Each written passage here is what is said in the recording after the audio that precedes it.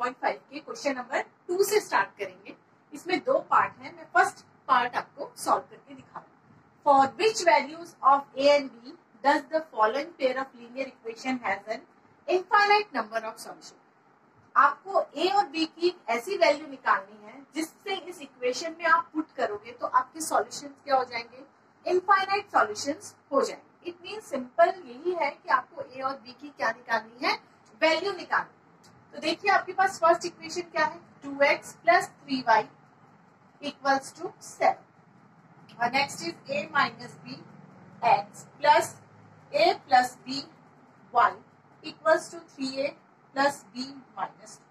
इसमें आपको बोला गया कि इनफाइनाइट नंबर ऑफ सॉल्यूशन।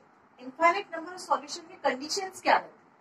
जब सॉल्यूशन इनफाइनाइट रहते हैं, बहुत सारे सॉल्यूशन हमको कब मिलते हैं, जब हमारी जो लाइन रहती है, एक लाइन के ऊपर क्या रहती है, दूसरी लाइन आ जाती है, तब हमको बहुत सारे इनफाइनाइट नंबर ऑफ सॉल्यूशन मिलते हैं। तब हमारी कंडीशन क्या होती है, कंडीशन क्या होती है, a1/a2 = b1/b2 = क्या रहता है, c1/c2। तो लिखो for infinite number of solution. तो हमारी कंडीशन क्या होगी, a1/a2 = b1/b2 = c1/c2। तीनों एक दूसरे की क्या रहते हैं, इक्वल रहते हैं। तो देखिए आप a1 यहाँ पे x का कोफिशिएंट यहाँ पे क्या है 2 और यहाँ पे x के पास क्या है, देखिए यहाँ पे x का coefficient a - b b1 is 3 and b2 y के पास देखिए क्या है a + b = यहाँ पे कांस्टेंट टर्म है, पूरी टर्म ही कांस्टेंट है, 7/3a + b - 2। इसलिए आप जब b1 b2 c1 c2 a1 a2 लिखोगे तो गलती मत करना। आप x का कोफिशिएंट क्या है, यहाँ पे 2 x, यहाँ पे a - b, यहाँ पे y का 3, यहाँ पे y a + b और ये c और ये 3a + b - 2 क्या है, कांस्टेंट टर्म। इनके पास कोई भी वेरिएबल नहीं है। यहाँ पे वेरिएबल क्या है, देखो x और y। इधर देखिए आपके पास एक भी x और एक भी y नहीं है। इट मींस ये कौन सी टर्म है, कांस्टेंट टर्म। तीनों एक दूसरे की क्या है, इक्वल है। पहले हम इनको दोनों को इक्वल कर देते हैं, 2 अपॉन दोनों को 2/a - b = 3/a + b। अब आपको क्रॉस मल्टीप्लीकेशन करोगे तो क्रॉस मल्टीप्लीकेशन के वक्त आपको क्या रहेगा, 2a + b = 3a - b। अब आपको ब्रैकेट को क्या करना है, ओपन करना है। जब आप ब्रैकेट ओपन करोगे तो क्या आएगा, 2a + 2b 2a + 2b = यहाँ पे क्या आएगा, 3a - 3b 3a - 3b। आप अब सभी जो भी वैल्यूज आपके पास RHS में है सबको आप LHS में ले आइए। तो क्या होगा, 2a + 2b, यहाँ पे +3a तो क्या हो जाएगा, -3a, यहाँ पे -3b है तो क्या हो जाएगा, +3b। अब RHS में कुछ भी नहीं बचा, इट मींस = 0। जो भी RHS में था सब आप इसमें लेके आ गए LHS में। तो देखिए 2a - 3a plus minus is minus -a plus 2b + 3b is 5b = 0। ये आपको फर्स्ट इक्वेशन मिल गई। अब आप देखो 2a/a - b, इन दोनों को सॉल्व किया आपने। अब आप इन दोनों को भी सॉल्व कर सकते हो, अदरवाइज ये आप फर्स्ट और थर्ड को भी सॉल्व कर सकते हैं, क्योंकि ये तीनों एक दूसरे के क्या है, इक्वल है। अगर आप 3/a + b = 7/3a + b - 2 solve करोगे तब भी चलेगा। 2/a - b = 7/3a + b - 2 करोगे तब भी चलेगा। सॉल्व कीजिए 3/a + b = 7/3a + b - 2। अब आप क्रॉस मल्टीप्लीकेशन कीजिए। क्रॉस मल्टीप्लीकेशन करने के लिए देखो 3a + b - 2। अब यहां से आप 7 का करोगे = 7a + b। ब्रैकेट ओपन करोगे तो 3 3 = 9a + 3b -6 = 7a + 7b। आप ब्रैकेट ऐसे ही ओपन करोगे मल्टीप्लाई करके। अब आपके पास RHS में जो भी है उसको LHS में ले आइए। क्या आएगा, 9a + 3b -6 + 7a क्या हो जाएगा, -7a और +7b क्या हो जाएगा, -7b = 0। आपके पास RHS में कुछ भी नहीं है। तो देखिए 9a - 7 क्या हो गया आपके पास, 2a यहाँ पे देखिए बी, 3b और 3b माइनस 7 क्या होगा आपके पास 4b माइनस 4b और कांस्टेंट टर्म क्या है -6 इक्वल्स टू 0। ओके,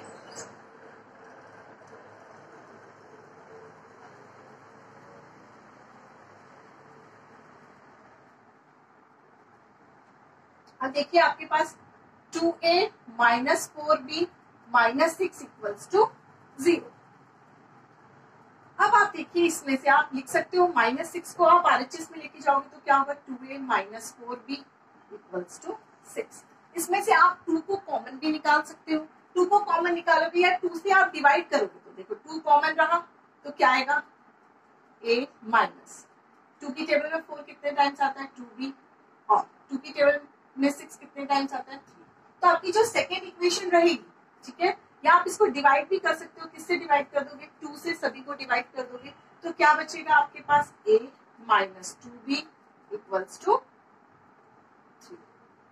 देखिए क्या है 2a minus 4b equals to 6। आपने 2 से डिवाइड कर दिया तो क्या है a minus 2b equals to 3। ये आपको सेकेंड इक्वेशन मिल गई। अब दोनों इक्वेशंस को आपको एलिमिनेशन मेथड या सब्स्टिट्यूशन मेथड किसी भी मेथड से आपको दोनों इक्वेशंस को सॉल्व करना है। तो आप दोनों इक्वेशंस को ऐड भी कर सकते हो। पहले तो इक्वेशन के minus a plus 5b equals to 0। Next होगा a minus 2b equals to 3। आप लिख सकते हो add equation first and second. अब देखिए इसको सॉल्व कीजिए तो देखो आपके पास यहाँ पे आपको साइन चेंज करने की जरूरत नहीं है। एक माइनस ए है और एक क्या है प्लस ए। तो माइनस ए और प्लस ए क्या होगा 0 ही होगा। इट मीन्स वो कट जाएगा। ये कट गया आपके पास 5 minus 2b is 3b equals to 0 plus 3 is 3। It means b equals to 3/3। करके क्या मिला आपको आंसर 1 मिला। अब आप कोई भी इक्वेशन में, इक्वेशन फर्स्ट में, इक्वेशन सेकंड में b की वैल्यू को क्या करोगे पुट तो आपको a की वैल्यू मिल जाएगी।